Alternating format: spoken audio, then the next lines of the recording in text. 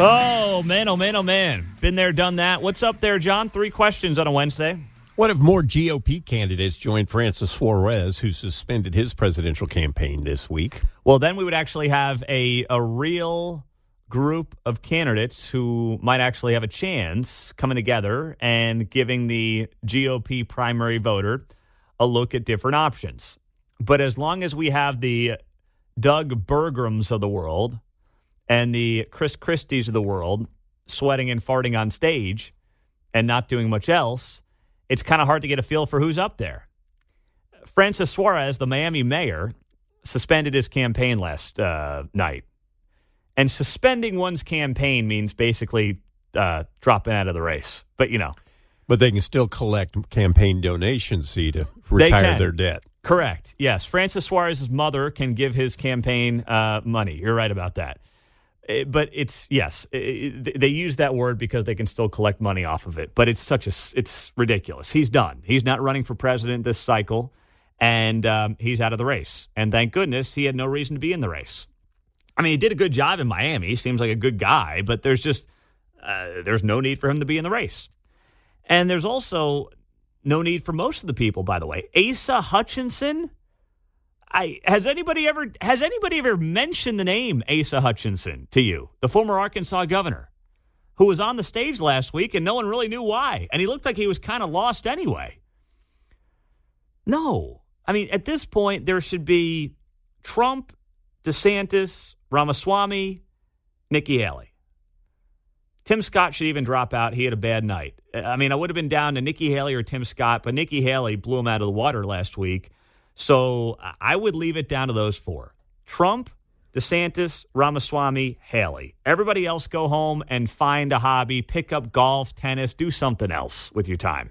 Based on the last 2 election cycles with all the Dems on the stage in their debates, we need a cut-down date like the NFL had, right? Yes, yeah, that would be good, like right. A 53-man roster cut down. Let's knock them out here. Yeah, get them out, get them over with, let's all move on, and let's make sure that people actually might have a chance. I'm not suggesting they all have a chance, but 4 is a good number. But having these debates with, I got to make sure Asa Hutchinson gets his 60 seconds. Why? No one even wants him there to begin with. And then you got guys like Doug Burgum, the North Dakota governor. Remember what he was doing? He was offering $20 gift cards if you donated $1 to his campaign because he's independently wealthy.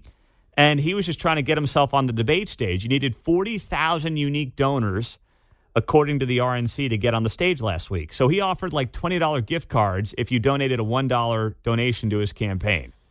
It's all a scam. And he brought nothing to the table, John. All right, what if John Rich got canceled by ESPN? Well, then I'm going to be even more ticked off. You know, do you have it there, Mark? The famous College Game Day song that ESPN has been using for 16 seasons. Found out here in the last couple of days, John Rich of Big and Rich announcing that they're not going to use his song anymore, sad to say. I mean, it's a staple for those of us who watch college football on Saturday mornings.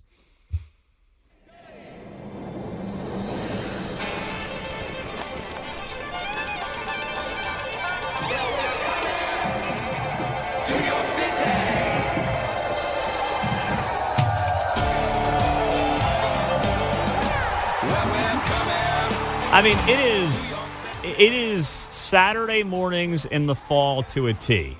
That song is synonymous with college football Saturday mornings. And after 16 years, John Rich announces that it's going away. And not only is it going away, but they're just using 3 other people to perform the same song, Coming to Your City, using Darius Rucker, Lainey Wilson, and somebody else, 3 Cadillac or something like that.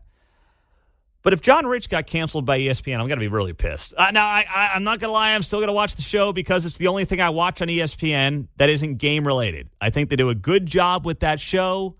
I like all the characters on that show. I like sitting there with my daughters and watching the show. So I'm still going to watch, I hate to say.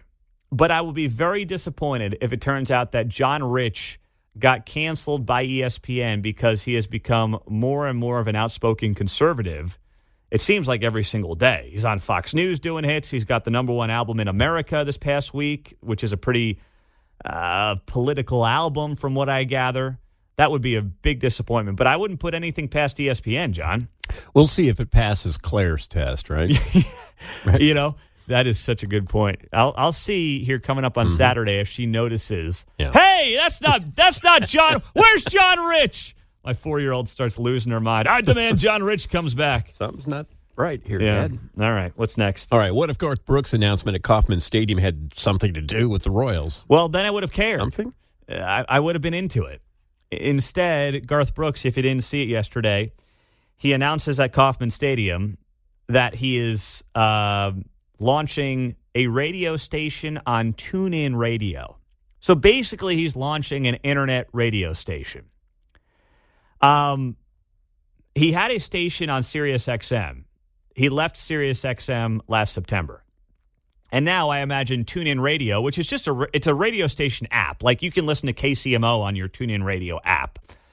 And they're trying to now get their own unique content to have people go to TuneIn Radio beyond just streaming other radio stations like this one. So I'm sure they're paying Garth a fortune. And he was here yesterday at Kauffman Stadium announcing this new radio project he's doing, this internet radio deal that he's doing, which was not really all that compelling of an announcement. But if Garth had come to town yesterday and been like, yep, I'm here to announce I support North Kansas City as the future home of the Royals, that would have been interesting. John Sherman, could have paid a pretty penny to have Garth Brooks make that announcement, but he did not do it. Instead, we got this. Everybody, Garth Brooks here. So proud, so honored to announce Tailgate Radio. A little description, you say? How about just our motto? Try to keep up. And we're coming to your city. I love them music tailgates. Give it away, give it away, give it away now. It might be a little dust on the fire. Baby! Every game's a home game on Tailgate Radio. I mean, it's not that interesting. With all due respect to Garth, it's really not. But it's cool that he came here to Kansas City to make the announcement. I'll give him that much. Appreciate him coming to town. Hope he enjoyed his stay. And I don't know, maybe he can sing the anthem at next week's Chiefs game. That'd be cool, if nothing else. There's What If Wednesday.